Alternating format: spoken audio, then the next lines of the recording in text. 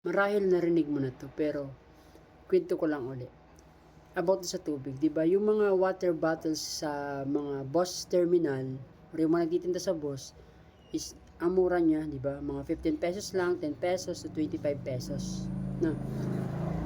Pero pansinin mo yung mga water bottle sa mga ibang lugar, right? Sa 7-Eleven or sa mga convenience store, di ba?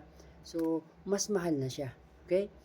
And ito pa, mas mahal siya pagdating sa mga ospital, mga hotels, mall, tourist spots, vending machine, restaurant, gyms, di ba? Sobrang mamahal na niya. Pero pareho lang naman, pare-parehas lang naman silang tubig. So, anong point? So, ikaw yung tubig. So, halimbawa ganito.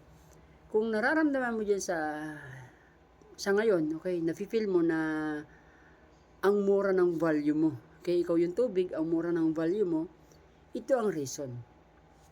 Dahil wala ka sa tamang lugar.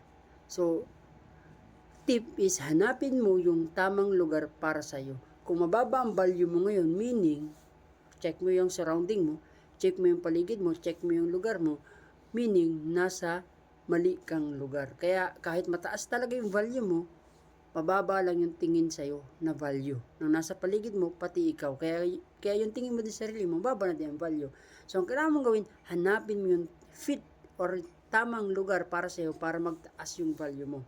Kaya napakahalaga na surround yourself with positive people. Yung gusto mong maging, dapat yun yung sinusurround mo sa iyong paligid. Okay?